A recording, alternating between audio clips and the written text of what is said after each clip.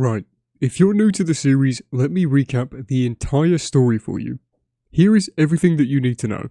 Spoilers ahead. After spawning into this world, I caught the attention of a man named Kenneth. Kenneth was on the run from a sadistic group of evil creatures known as the APO, the Ancient Parent Organization.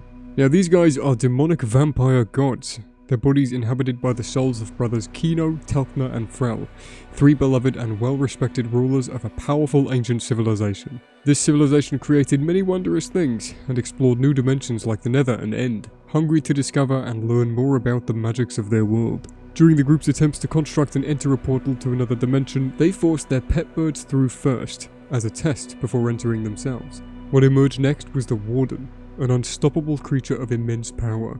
It slaughtered everyone it could find, hungry to harvest and consume their soul energy. Soon after the rampage ended, the brothers returned from the portal, but not as men. They emerged as the very pets they'd sent in before them, and they were not happy. The birds' sense of betrayal for their masters was so strong it formed an unbreakable soul connection with the Warden. They had full power over it, and deemed themselves satiated with the souls they had collected, for now.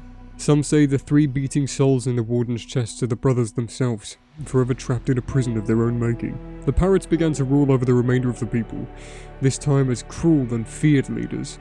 To stay alive, however, the birds needed to continue harvesting soul energy. And thus the APO was born, and the birds took on their new names, Rolly, Golly and Yolly. Like Polly, but named after the colour of their feathers.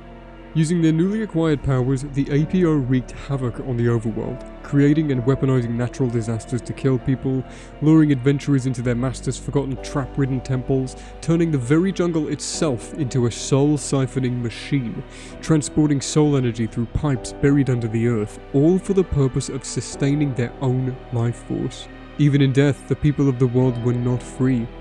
The remains of the deceased were given life once again, forever destined to roam the lands in search of new souls to harvest. Enter Kenneth, an ex-pillager. Kenneth was a brute for hire, pillaging and thieving and killing.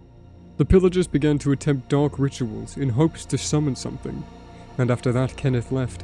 Not long after leaving, he was kidnapped by the APO and forced to work under their rule.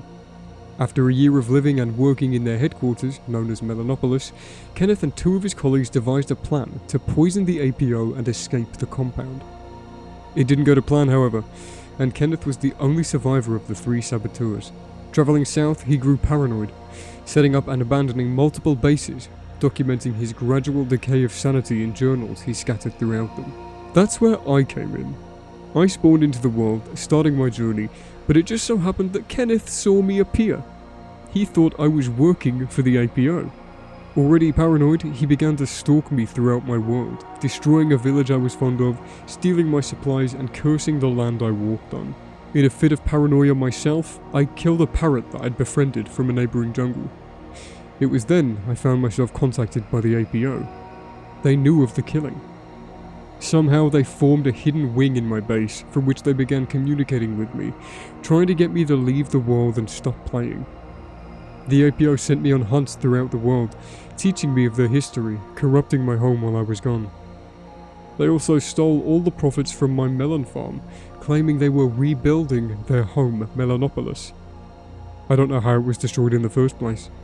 When I learned too much, they deemed me a new enemy and lashed out, invading my home, killing my pets and taunting me the whole time.